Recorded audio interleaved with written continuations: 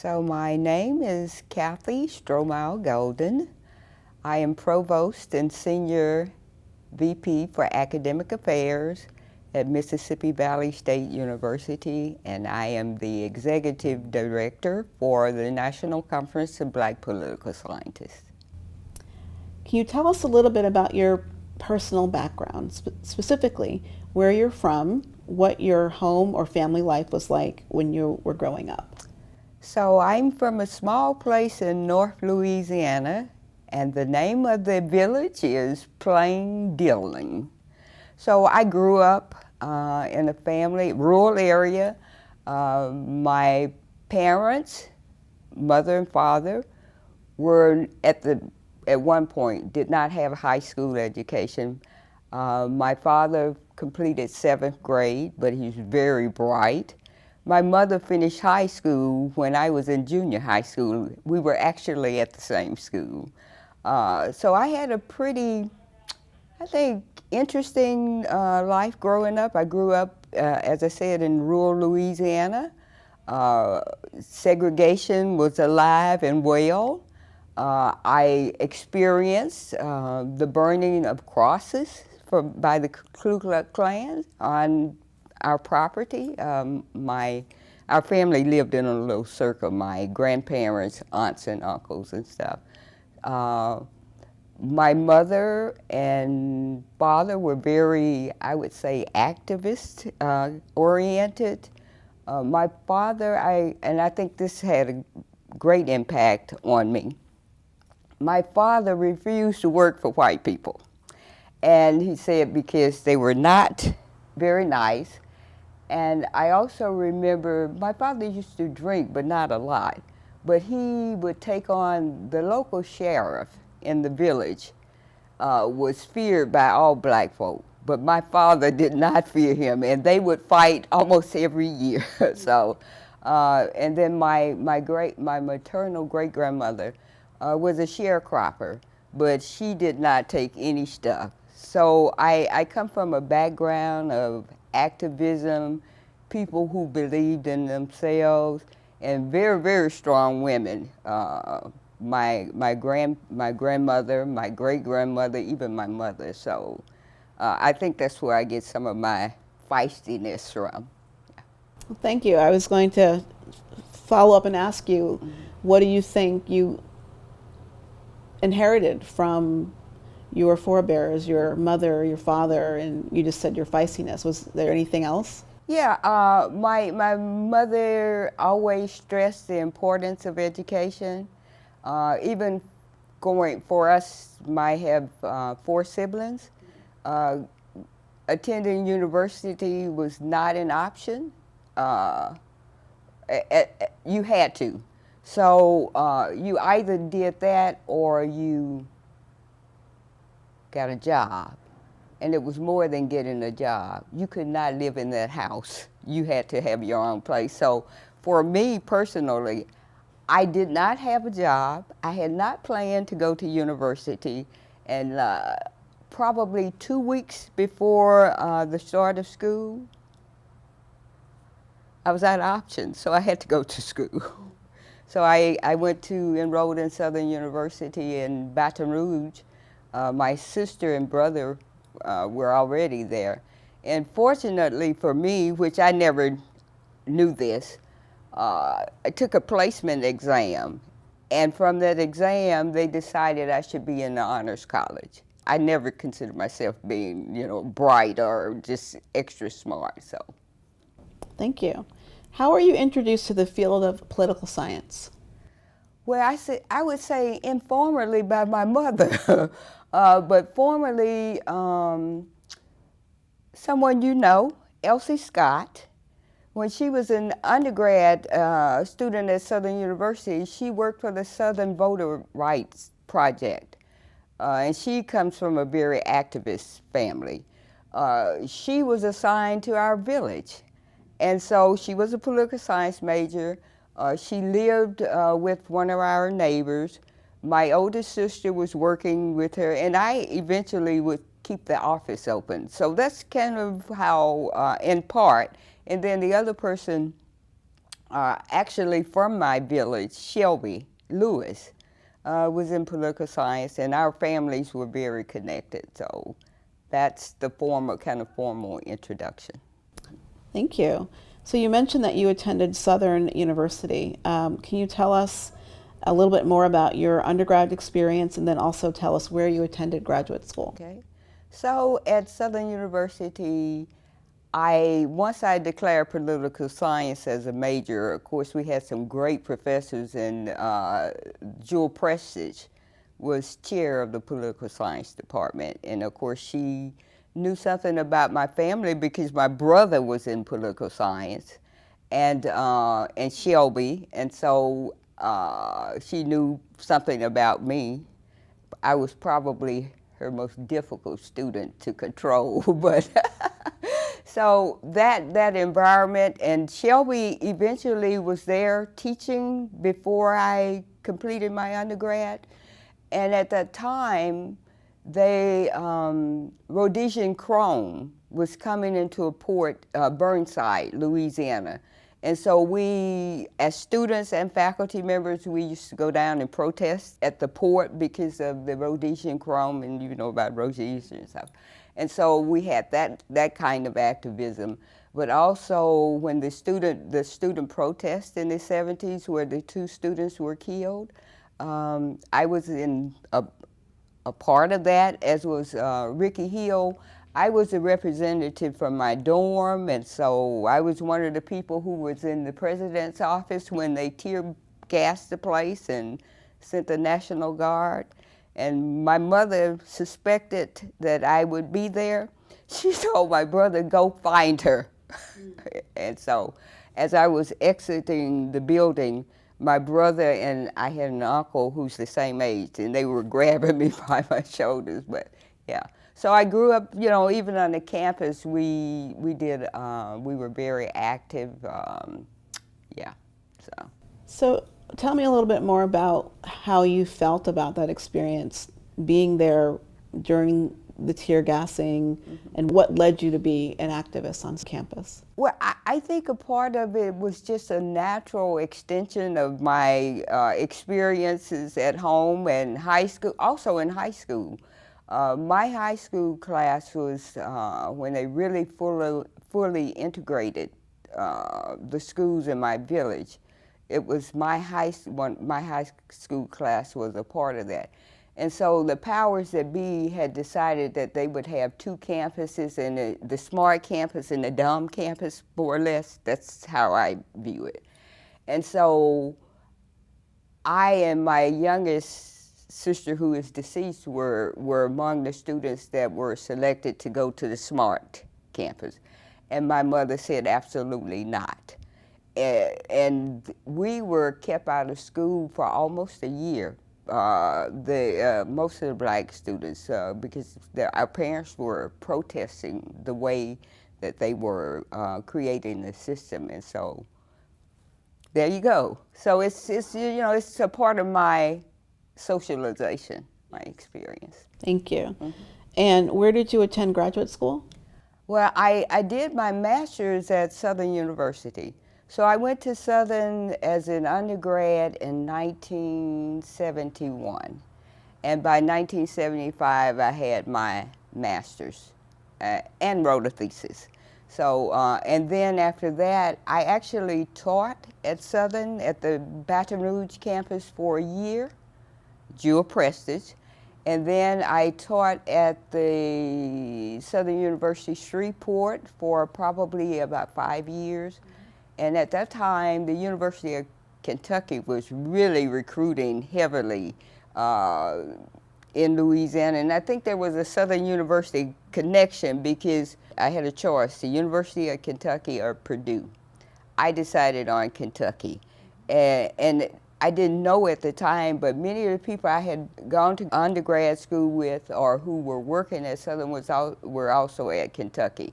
And so I left Southern in Shreveport and went to Kentucky. But at Southern and Shreveport, I was actually teaching sociology, which is what I had done my master's thesis work. It was more in sociology than political science.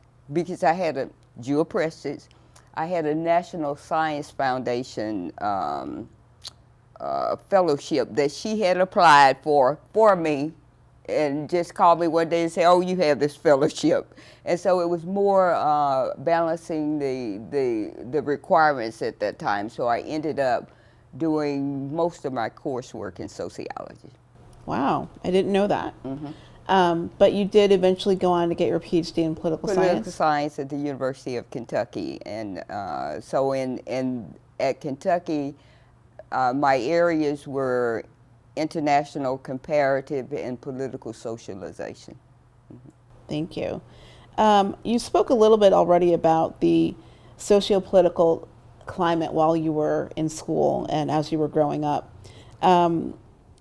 Are there any other things that you'd like to mention about your social or political activism as a student, either as an undergrad or a grad? Yeah, so at Kentucky,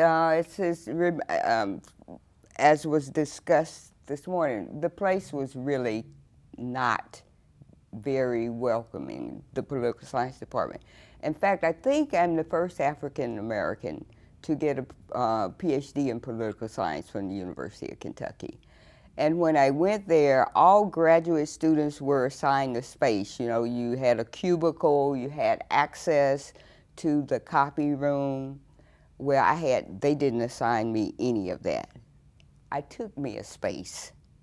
And so after that first semester, the administrative assistant said, "Ooh, I don't think you're going anywhere, so I'm going to give you a key," as every other graduate student had. There was only one person at that time willing to work with me, and that was Daniel Nelson, whose area was like Soviet and Eastern European politics and stuff. And so, because there were people who were saying on the faculty, she has a master's, but it's from an HBCU, so she probably needs to do some additional work. I ended up doing additional work, but he was the only person initially who embraced me and who would work with me. So it was, yeah, it was a challenge, but I eventually said to them, because many of the professors were my age or younger, and I just said to them, "I'm not going anywhere until I'm ready to go, so get ready. You got to look at me." So, yeah. Thank you. Continuing along that line of discussion, can you tell us a little bit about your research area, your research trajectory? What was your dissertation topic? And what is your current or main area of research focus? Yeah, so for my dissertation, I did Soviet and Eastern European media coverage of crises in the 1960s and 70s.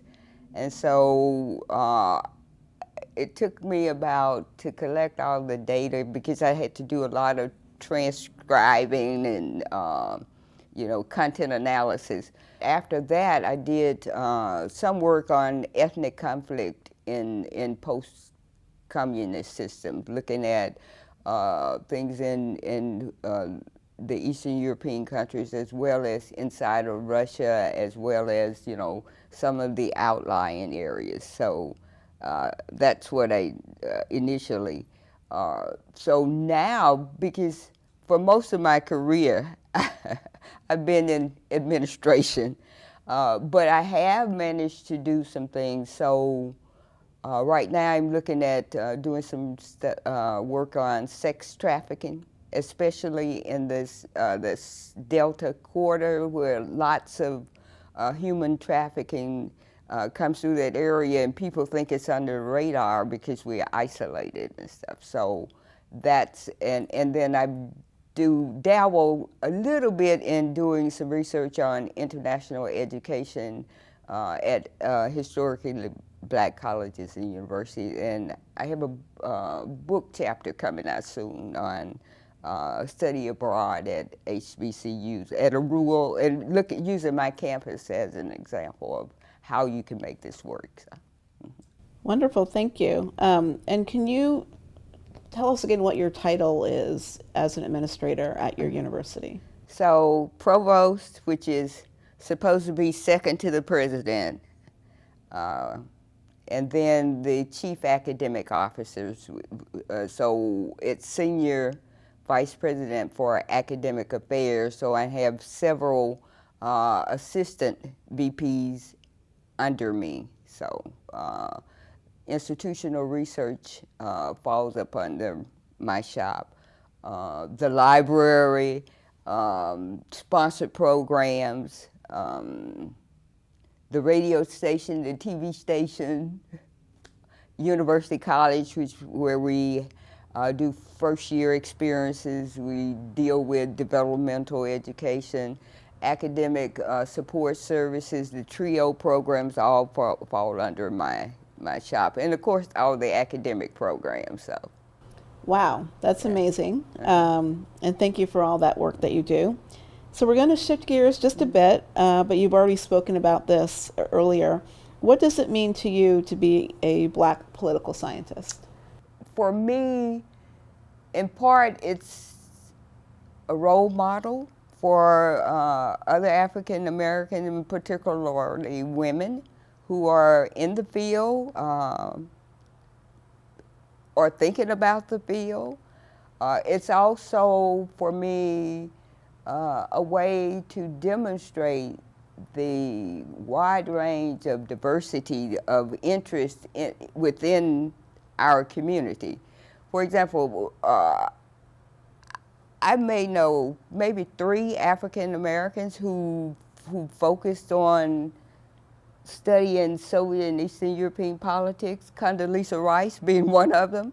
And so that was a challenge for me initially, because I would go to these international conferences and these old white men would be saying, you know, why are you here? What, you know, and so for me, and it's also important for me in terms of showing or being an example for people in other parts of the world, to say that, you know, what you see about African Americans on TV is not the extent of who we are and what we do.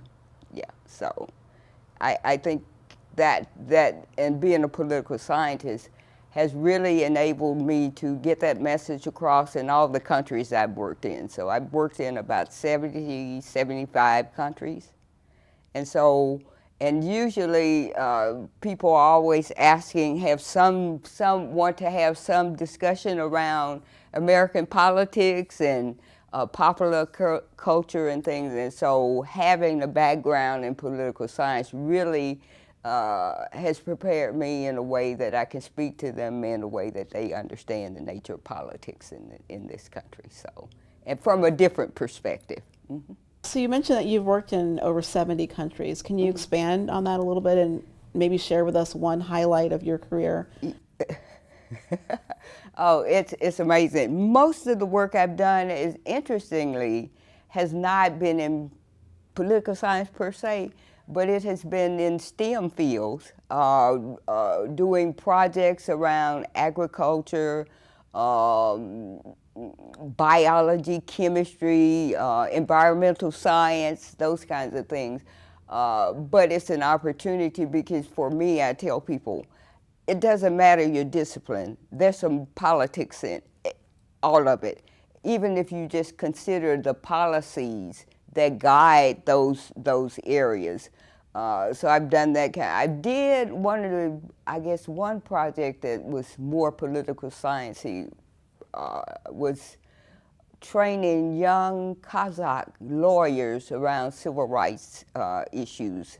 So that one was, I would say, probably closest to what we do as political scientists, but also I was a part of Southern Rural Black Women's Network, which is bring together African American women from distressed communities in the Black Belt of Georgia, Alabama, and Mississippi. And we did some work with Dalit women in India around access to health care and education and women's rights and those kinds of issues. So those are kind of my more political sciencey like projects. Yeah.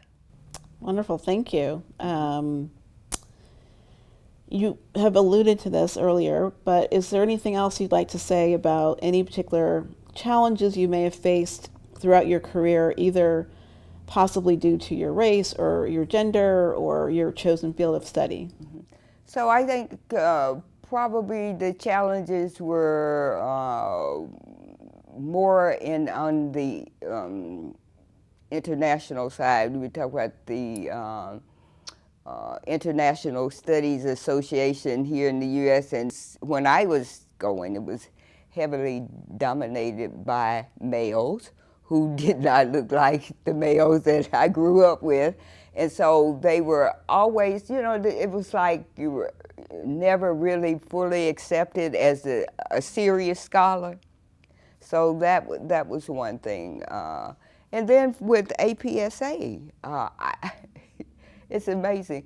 The Women's Caucus, in my younger days, and that was really close to after I'd done my postdoc at the University of Illinois. I was at a conference, and so we were having this meeting, and some of the things that came, and I was like, what you're talking about, you need to talk to my mother, or, and I just went off. And you never know when people are paying attention. So after that, some years later, I was in Taiwan, and I came across the lady. She said, I remember you from the Women Caucus at APSA.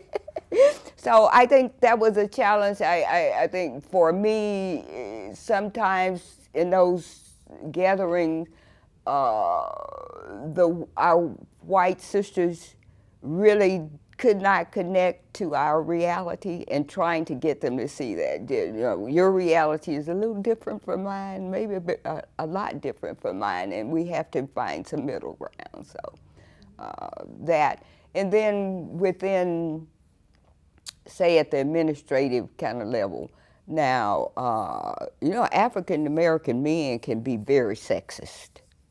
And so even I find myself, even in our meetings at the university, as well as some of the chief academic officers from the state institutions, I have to always call attention to, we have some females in the room. Where are the females? You're doing this program, where are the females? So that sexism is alive and well. And I think it transcends, all kinds of institutions. So that's been more my challenge at the administrative level, the sexism. Okay, thank you.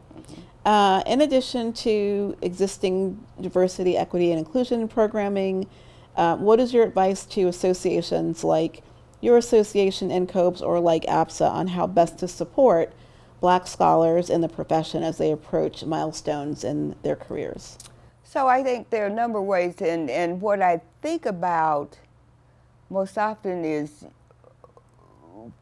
often when Black scholars are at PWIs, they are able to stay until that point of tenure. And then it becomes really, and prior to that, the institutions are putting additional hardships on them, right? There's this expectation, even if it's not said, that you're gonna, support the African American students who are there. You're gonna be on this committee or that committee, and then, teach as well and encounter some of the problematic aspects of teaching, and especially students who are socialized in a way that cause them to think that you couldn't possibly teach me anything because you are Black or brown or whatever. So I think the universities have not done a good job of that balancing, and perhaps this is where NCOPES and APSA and some other professional organizations can just be more supportive and provide those scholars some information about how to do that in a way that's healthy for them.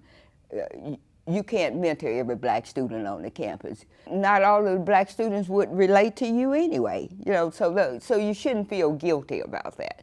And I think that's the kind of support, that's one kind of a support that organization like NCOSA, APSA, can really be impactful. I think, yeah.